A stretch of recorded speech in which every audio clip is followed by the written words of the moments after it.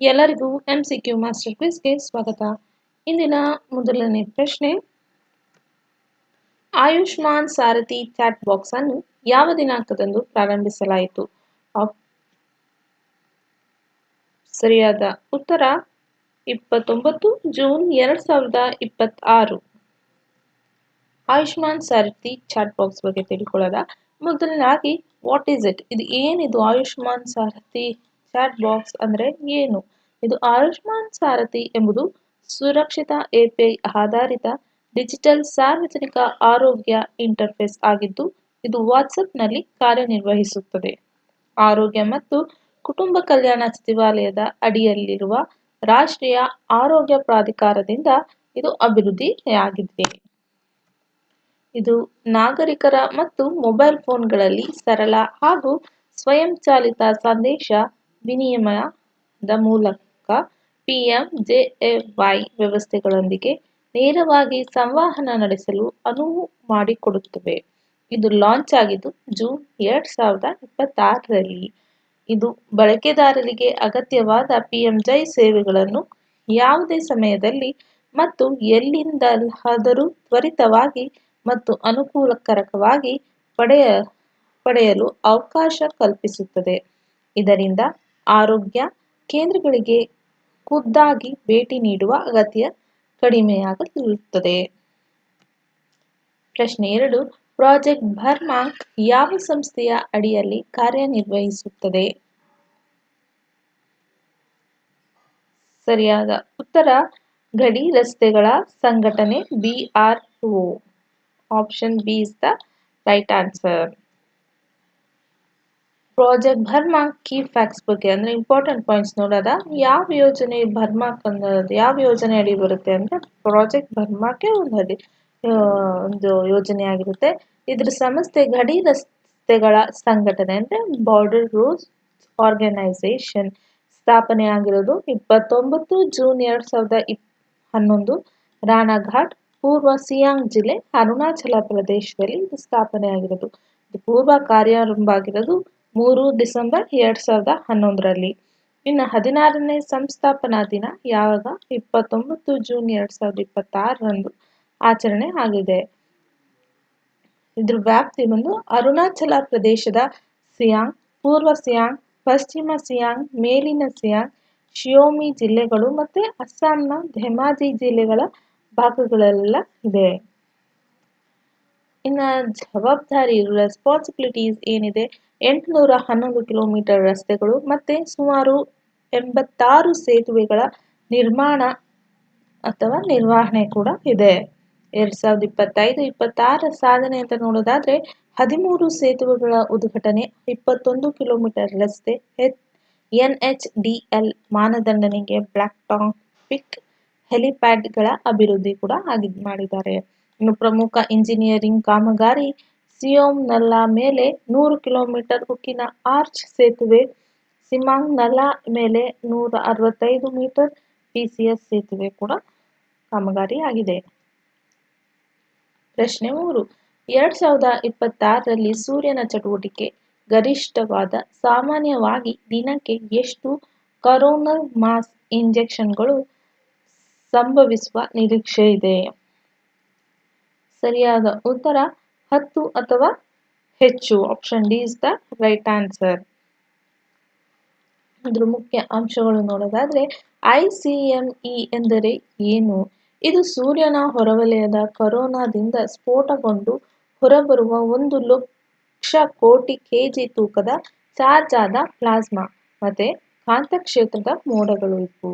ಇದು ಗ್ರಹ ಆಕಾಶದಲ್ಲಿ ಚಲಿಸಿದಾಗ ICME ಎನಿಸಿಕೊಳ್ಳುತ್ತದೆ. ICME ಅಂದ್ರೇನು? ಇದು ಅಂತಾರಾಷ್ಟ್ರೀಯ ಕರೋನಾ ಮಾಸ್ ಇಂಜೆಕ್ಷನ್. ವೇಗ 300ರಿಂದ 3000 ಕಿಲೋಮೀಟರ್ ಪರ್ ಸೆಕೆಂಡ್. ಗರಿಷ್ಠ ವೇಗದಲ್ಲಿ ಭೂಮಿಗೆ ಕೇವಲ 15 ಗಂಟೆಗಳಲ್ಲಿ ತಲುಪುತ್ತದೆ. 2026ರ ಮಹತ್ವ ಅಂತ ನೋಡೋದಾದ್ರೆ ಸೌರಚಕ್ರ 25ರ ಗರಿಷ್ಠ ಹಂತ 2025-2026 ಈ ಅವಧಿಯಲ್ಲಿ ಸಾಮಾನ್ಯ ದಿನಕ್ಕೆ 2 ರಿಂದ 3 CME ಇದ್ದಿದ್ದು 2026ರಲ್ಲಿ ದಿನಕ್ಕೆ 10ಕ್ಕಿಂತ ಜಾಸ್ತಿ CME ಆಗುವ ಸಾಧ್ಯತೆ ಆಗಲಿದೆ. ಪರಿಣಾಮ ಏನಿರುತ್ತೆ ಅಂದರೆ ಭೂಕಾಂತೀಯ ಬಿರುಗಾಳಿ, ಉಪಗ್ರಹ ವೈಫಲ್ಯ, GPS ದೋಷ, ವಿದ್ಯುತ್ ಗ್ರಿಡ್ ಸ್ಥಗಿತ.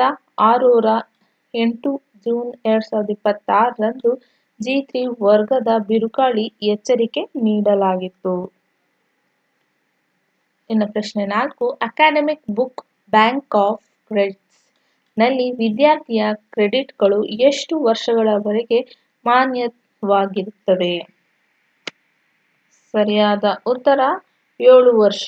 Option C is the right answer. ಏನು ಅಕಾಡೆಮಿಕ್ ಬ್ಯಾಂಕ್ ಕ್ರೆಡಿಟ್ಸ್ ವಿದ್ಯಾರ್ಥಿಗಳಿಗೆ ಎಷ್ಟು ವರ್ಷವರೆಗೆ ಮಾನ್ಯವಾಗಿರುತ್ತದೆ ಅಂದರೆ 7 ವರ್ಷವರೆಗೆ ಮಾನ್ಯವಾಗಿರುತ್ತದೆ. ಇನ್ನು ABC ಅಂದರೆ ಏನು? ಇದು academic bank of credits full form. But ಅದ್ರ ಬಗ್ಗೆ ಏನು ಅಂದರೆ ವಿದ್ಯಾರ್ಥಿಗಳ ಶೈಕ್ಷಣಿಕ ಕ್ರೆಡಿಟ್ಗಳನ್ನು ಸಂಗ್ರಹಿಸಿ ವರ್ಗಾಯಿಸಿ ಮರುಪಡೆಯಲು ರೂಪಿಸಲಾದ ಡಿಜಿಟಲ್ ಬ್ಯಾಂಕ್. ಇದು ವಾಣಿಜ್ಯ ಬ್ಯಾಂಕ್ ಅಲ್ಲ. ಇಲ್ಲಿ ಹಣ ಬದಲು ಶೈಕ್ಷಣಿಕ ಕ್ರೆಡಿಟ್ ಜಮಾ ಆಗುತ್ತದೆ. ಇದು ಯಾರು ಪ್ರಾರಂಭಿಸಿದರು ಅಂದರೆ ಆರಂಭ 29 ಜುಲೈ 2021. ಯೋಜನೆ ಶಿಕ್ಷಣ ಸಚಿವಾಲಯ, ಭಾರತ ಸರ್ಕಾರ. ನಿಯಂತ್ರಣ ವಿಶ್ವವಿದ್ಯಾಲಯ ಅನುದಾನ ಆಯೋಗ. ತಾಂತ್ರಿಕ ಬೆಂಬಲ digital NAD ಮೀಟ್ವೈ.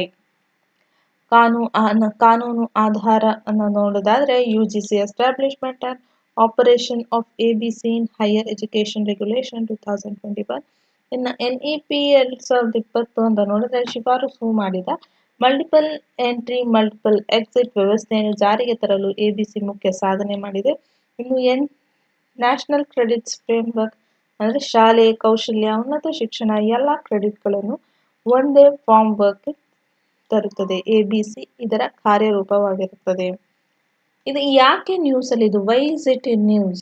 Academic bank of credits ಮತ್ತು automated permanent academic account register ಶೈಕ್ಷಣಿಕ ದಾಖಲೆಗಳಿಗಾಗಿ ವಿಶ್ವಾಸಾರ್ಹ ಡಿಜಿಟಲ್ ವ್ಯವಸ್ಥೆಯನ್ನು ರೂಪಿಸುತ್ತದೆ. ಇದು ಪ್ರತಿಯೊಬ್ಬ ಕಲಿಯುವವರಿಗೂ ಶಿಕ್ಷಣವನ್ನು ಹೆಚ್ಚು ನಮ್ಯ, ಪಾರದರ್ಶಕ ಮತ್ತು ಸುಲಭವಾಗಿ ಲಭ್ಯವಾಗುವಂತೆ ಮಾಡುತ್ತಿದೆ. ಇನ್ನು ಪ್ರಶ್ನೆ 5, ಜೂನ್ 2026 ಪಾಕ್ ಸಿಲಿಕಾ ಸ್ಮಿತ್ನಲ್ಲಿ ಪ್ರಾರಂಭವಾದ AI ಸರಕುಗಳ ಚಾಲನೆಯನ್ನು ಸುಗಮಗೊಳಿಸುವ ವೇದಿಕೆಯ ಹೆಸರೇನು? ಸರಿಯಾದ ಉತ್ತರ ಪಾಕ್ಸ್ಪಾಸ್. Option B is the correct answer. ಇನ್ನು ಪಾಕ್ ಸಿಲಿಕಾ ಸ್ಮಿತ್ ಬಗ್ಗೆ ನೋಡೋದಾದ್ರೆ ಹಂಗಂದ್ರೇನು ಪಾಕ್ ಸಿಲಿಕಾ? ಇದು ಪೂರ್ಣ ರೂಪ. ಪಾಕ್ಸ್ ಅಂದ್ರೆ ಇದೊಂದು ಲ್ಯಾಟಿನ್ ನಲ್ಲಿ ಶಾಂತಿ ಅಥವಾ ಸ್ಥಿರತೆ ಅಂತ ಮೀನಿಂಗ್ ಇರುತ್ತೆ. ಇನ್ನು ಸಿಲಿಕಾ ಅಂದ್ರೆ ಸಿಲಿಕಾನೆ ಮೀನಿಂಗ್ ಅಂದರೆ ಚಿಪ್ಪುಗಳ ಮೂಲಕ ವಸ್ತು. ಪ್ರಾರಂಭ ಆಗಿರೋದು 2025 ಅಮೆರಿಕದ ವಿದೇಶಾಂಗ ಇಲಾಖೆ. ಇನ್ನು ಇದರ ಉದ್ದೇಶ ನೋಡೋದಾದ್ರೆ ಚೀನಾದ ಮೇಲೆ ಅವಲಂಬನೆ ಕಡಿಮೆ ಮಾಡಿ ವಿಶ್ವಾಸಾರ್ಹ ದೇಶಗಳ ನಡುವೆ AI ಸೆಮಿಕಂಡಕ್ಟರ್ ಕ್ರಿಟಿಕಲ್ ಮಿನರಲ್ಸ್ ಇಂಧನದ ಸುರಕ್ಷಿತ ಸರಬರಾಜು ಸರಪಳಿ ನಿರ್ಮಿಸುವುದು. ಸದಸ್ಯ ರಾಷ್ಟ್ರಗಳು ಒಟ್ಟು 24 ದೇಶಗಳು ಮತ್ತೆ EU ಈ ಸ್ಥಿತಿಗೆ ಜಾಯ್ನ್ ಆಗಿರುತ್ತೆ. ಪ್ರಮುಖ ಸದಸ್ಯರು ಅಮೆರಿಕ, ಭಾರತ, ಜಪಾನ್, ದಕ್ಷಿಣ Korea, UK, Germany, Australia, UAE, Singapore. ಇನ್ನು ಭಾರತ ಫೆಬ್ರವರಿ 2026ರಲ್ಲಿ ಇಂಡಿಯಾ AI ಇಂಪ್ಯಾಕ್ಟ್ ಸ್ಮಿತ್ನಲ್ಲಿ ಔಪಚಾರಿಕವಾಗಿ ಸೇರಿದೆ. ಇನ್ನು ಎರಡನೇ ಪಾಕ್ ಸಿಲಿಕಾ ಸ್ಮಿತ್ 2026 ಯಾವಾಗ ನಡೆದಿದೆ ಅಂದ್ರೆ 25-26 ಜೂನ್ 2026 ಎಲ್ಲಿ ವಾಷಿಂಗ್ಟನ್ DC ಅಮೆರಿಕದಲ್ಲಿ ನಡೆದಿದ್ದು. ಇದು ಆತಿಥ್ಯ ಅಮೆರಿಕದ ಉಪ ಕಾರ್ಯದರ್ಶಿ ಜಾಕೋಬ್ ಹಲ್ಬರ್ಗ್. ಇನ್ನು ಪ್ರಶ್ನೆ 6, ಏರ್ ಸುವಿಧಾ 2.0 ಫಾರ್ಮ್ ಅನ್ನು ಭಾರತಕ್ಕೆ ಬರುವ ಪ್ರಯಾಣಿಕರು ಎಷ್ಟು ಗಂಟೆ ಮೊದಲು ಭರ್ತಿ ಮಾಡಬಹುದು? ಸರಿಯಾದ ಉತ್ತರ ಪ್ರಯಾಣದ 24 ಗಂಟೆಯ ಮೊದಲು. Option B is the right answer. ಏನಿದು ಏರ್ ಸುವಿಧಾ 2.0? ಅಂತ ನೋಡೋದಾದ್ರೆ ಭಾರತಕ್ಕೆ ಬರುವ ಎಲ್ಲ ಅಂತಾರಾಷ್ಟ್ರೀಯ ಪ್ರಯಾಣಿಕರು ಭರ್ತಿ ಮಾಡಬೇಕಾದ ಕಡ್ಡಾಯ ಆನ್ಲೈನ್ ಆರೋಗ್ಯ ಸ್ವಯಂ ಘೋಷಣೆ ಫಾರ್ಮ್ ಆಗಿರುತ್ತೆ. ಭಾರತಕ್ಕೆ ಬರುವ ಎಲ್ಲ ಅಂತಾರಾಷ್ಟ್ರೀಯ ಪ್ರಯಾಣಿಕರು ಭರ್ತಿ ಮಾಡಬೇಕಾದ ಕಡ್ಡಾಯ ಆನ್ಲೈನ್ ಸ್ವಯಂ ಘೋಷಣೆ ಫಾರ್ಮ್ ಇದಾಗಿರುತ್ತೆ. ಅಂದ್ರೆ ಸೆಲ್ಫ್ ಡಿಕ್ಲರೇಷನ್ ಫಾರ್ಮ್ ಇದಾಗಿರುತ್ತೆ ಒಂದು. ಇದನ್ನು ನಾಗರಿಕ ವಿಮಾನಯಾನ ಸಚಿವಾಲಯ ಮತ್ತೆ ಆರೋಗ್ಯ ಸಚಿವಾಲಯ ಜಂಟಿಯಾಗಿ ನಿರ್ವಹಿಸುತ್ತದೆ. ಇದು ಯಾವಾಗ ಪ್ರಾರಂಭವಾಗಿತ್ತು ಅಂದರೆ ಮೊದಲನೇ ಬಾರಿ ಫಸ್ಟ್ ಟೈಮ್ ಇದು ಆಗಸ್ಟ್ 2020 ಕೋವಿಡ್-19 ಸಾಂಕ್ರಾಮಿಕ ಸಮಯದಲ್ಲಿ ಇದು ಪ್ರಾರಂಭ ಆಗಿತ್ತು ಮತ್ತೆ ರದ್ದಾಗಿದೆ ನವೆಂಬರ್ 2022 ಕೋವಿಡ್ ನಿಯಮ ಸಡಿಲಿಸಿದಾಗ. ಮತ್ತೆ ಮರುಪ್ರಾರಂಭ ಯಾವಾಗ ಇರೋದು ಅಂದರೆ 25 ಜೂನ್ 2026 ಏರ್ ಸುವಿಧಾ 2.0 ಆಗಿ ಬಂದಿರೋ ಕಾರಣ ಏನು ಅಂದರೆ ಆಫ್ರಿಕಾದ ಎಬೋಲಾ ಹರಡುವಿಕೆ.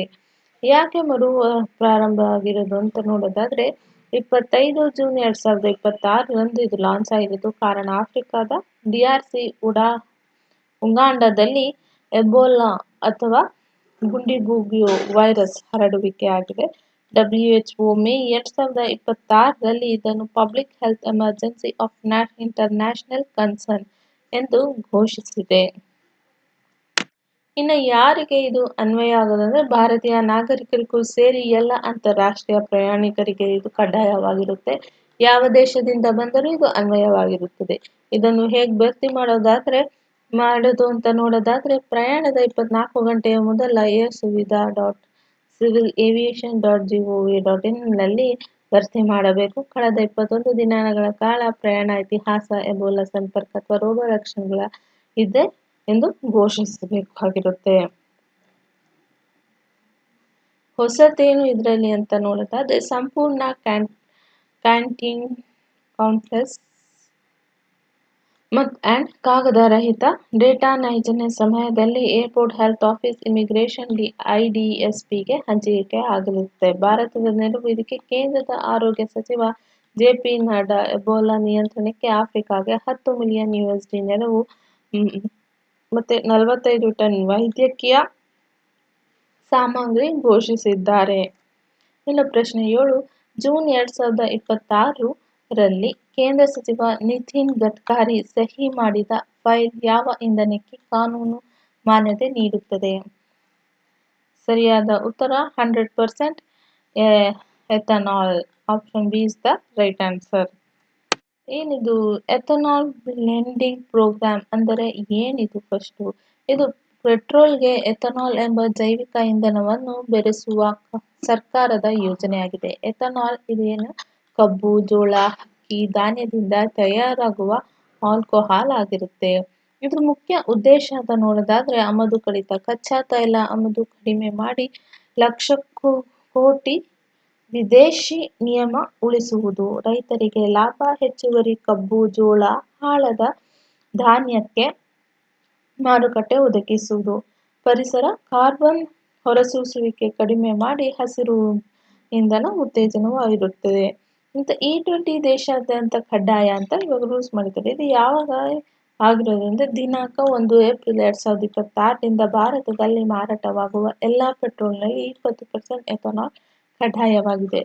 ಇನ್ನು ಸ್ಥಿತಿ ಈಗ ದೇಶದ ಎಲ್ಲ ಪೆಟ್ರೋಲ್ ಪಂಪ್ಗಳಲ್ಲಿ E20 ಮಾತ್ರ ಲಭ್ಯ. E10 ಹಂತವಾಗಿ ಸ್ಥಗಿತವಾಗಿದೆ. 100% ಎಥನಾಲ್ ವಾಹನಗಳಿಗೆ ಕಾನೂನು ಮಾನ್ಯತೆವಾಗಿರುತ್ತೆ. ಇನ್ನು 13 ಜೂನ್ 2026 ಕೇಂದ್ರ ಸಚಿವ ನಿತಿನ್ ಗಡ್ಕರಿ 100% ಎಥನಾಲ್ ಇಂಧನ ನಿಯಮಗಳಿಗೆ ಸಹಿ ಹಾಕಿದೆ.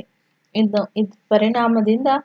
ಪರಿಣಾಮ ಅಂತ ನೋಡಿದ್ರೆ ಮಾರುತಿ ಸುಜುಕಿ ವಾಗನ್ ಹೀರೋ ಮೋಟೋಕಾರ್ಪ್ ಬೈಕ್ಗಳು ಈಗಾಗಲೇ 100% ಎಥನಾಲ್ನಲ್ಲಿ ಚಲಿಸುತ್ತಿವೆ. ಪ್ರಶ್ನೆ 8 ನ್ಯಾಷನಲ್ ಸ್ಟ್ಯಾಟಿಸ್ಟಿಕ್ಸ್ ಡೇ 2026ರ ಥೀಮ್ ಯಾವುದು? ಸರಿಯಾದ ಉತ್ತರ unlocking the potential of administrative data. ಅದು option C is the right answer. ಇನ್ನು ನ್ಯಾಷನಲ್ ಸ್ಟ್ಯಾಟಿಸ್ಟಿಕ್ಸ್ ಡೇ 2026 ಅಂತ ನೋಡೋದಾದ್ರೆ ಈ ರಾಷ್ಟ್ರೀಯ ಅಂಕಿಅಂಶ ದಿನ ಯಾವ ದಿನಾಂಕದಿಂದ ಆಚರಿಸ್ತದೆ ಅಂತ ನೋಡೋದಾದ್ರೆ ಪ್ರತಿ ವರ್ಷ ಜೂನ್ 29ರಂದು ರಾಷ್ಟ್ರೀಯ ಅಂಕಿಅಂಶ ದಿನ ಆಚರಿಸುತ್ತಾರೆ. ಇದು ಆಚರಣೆ ಭಾರತದ ಪ್ರಸಿದ್ಧ ಅಂಶಶಾಸ್ತ್ರಜ್ಞ ಪ್ರೊಫೆಸರ್ ಪ್ರಶಾಂತ ಚಂದ್ರ ಮಹಲಾನೋಬಿಸ್ ಅವರ ಜನ್ಮದಿನ ಸ್ಮರಣೆಗಾಗಿ ಈ ದಿನವನ್ನು ಆಚರಿಸುತ್ತಾರೆ. ಮೊದಲ ಆಚರಣೆ ಆಗಿದ್ದು 29 ಜೂನ್ 2007ರಲ್ಲಿ. 2026ರ ಥೀಮ್ ಏನು ಅಂತ ನೋಡೋದಾದ್ರೆ unlocking the potential of administrative data. ಇನ್ನು ಮಹಲಾನೋಬಿಸ್ ಕುರಿತು ಕೀ ಪಾಯಿಂಟ್ಸ್ ಅಂತ ನೋಡೋದಾದ್ರೆ ಇವರು ಜನನ ಆಗಿರೋದು 29 ಜೂನ್ 1893 ಕೋಲ್ಕತ್ತಾ. ಕೊಡುಗೆ ಮಹಲಾನೋಬಿಸ್ ಡಿಸ್ಟೆನ್ಸ್ ದೊಡ್ಡ ಪ್ರಯಾಣದ ಮಾದರಿ ಸಮೀಕ್ಷೆ ಸ್ಥಾಪನೆ ಇಂಡಿಯನ್ ಸ್ಟ್ಯಾಟಿಸ್ಟಿಕಲ್ ಇನ್ಸ್ಟಿಟ್ಯೂಟ್ 1931ರಲ್ಲಿ ಸ್ಥಾಪನೆಯಾಗಿರೋದು. ಪಾತ್ರ ಎರಡನೇ ಪಂಚವಾರ್ಷಿಕೋತ್ಸವ ಯೋಜನೆ ಫೀಲ್ಡ್ ಮ್ಯಾನ್ ಮಹಲಾನೋಬಿಸ್ ಮಾಡೆಲ್ ರೂಪಿಸಿದ್ದರು. ಪ್ರಶ್ನೆ 9 ಗ್ಲೋಬಲ್ ಸ್ಕಿಲ್ಸ್ ಚಾಲೆಂಜ್ 2026ರಲ್ಲಿ ಭಾರತದ ಪವನ್ ಭದ್ರಾವತಿ ಸುರೇಶ್ ಯಾವ ಕೌಶಲ್ಯದಲ್ಲಿ ಚಿನ್ನದ ಪದಕ ಗೆದ್ದರು? ಸರಿಯಾದ ಉತ್ತರ additive manufacturing. Option B is the right answer. Global skills challenge 2026 ಎಂದರೆ ಏನು ಇದೆ? ಗ್ಲೋಬಲ್ ಸ್ಕಿಲ್ಸ್ ಚಾಲೆಂಜ್ ಅಂದ್ರೆ ಏನು? ಇದು ವರ್ಲ್ಡ್ ಸ್ಕಿಲ್ಸ್ ಆಸ್ಟ್ರೇಲಿಯಾ ಆಯೋಜಿಸಿದ ಅಂತಾರಾಷ್ಟ್ರೀಯ ಕೌಶಲ್ಯ ಸ್ಪರ್ಧೆಯಾಗಿದೆ. ಇದು ವರ್ಲ್ಡ್ ಸ್ಕಿಲ್ಸ್ ಕಾಂಪಿಟೇಷನ್ ಶಾಂಘೈ 2026ಗೆ ಪೂರ್ವಭಾವಿ ಸಿಮ್ಯುಲೇಷನ್. ಇದನ್ನು ಕೌಶಲ್ಯಗಳ ಒಲಿಂಪಿಕ್ಸ್ ಅಭ್ಯಾಸ ಪಂದ್ಯ ಎನ್ನುತ್ತಾರೆ.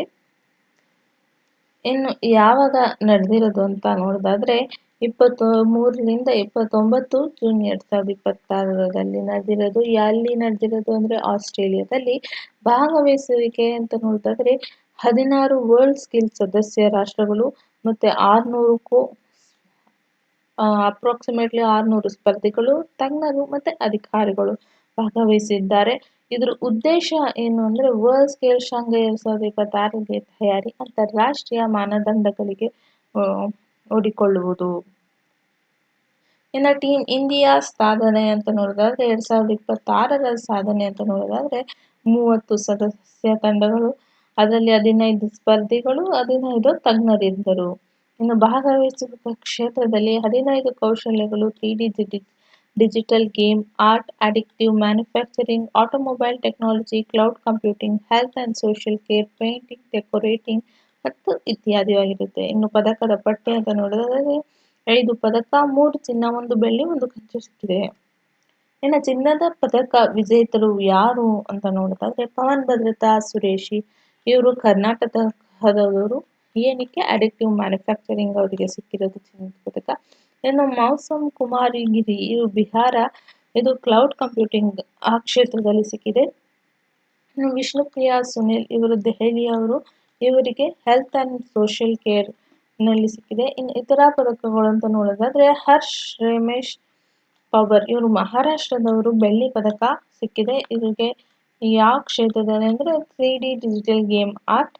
ಇನ್ನು ಮುಸ್ಕಾನ್, ಇದು ಹರಿಯಾಣ, ಕಂಚು, ಪೇಂಟಿಂಗ್ ಅಂಡ್ ಡೆಕೋರೇಟಿಂಗ್ ಈ ಕ್ಷೇತ್ರದಲ್ಲಿ ಸಿಕ್ಕಿದೆ.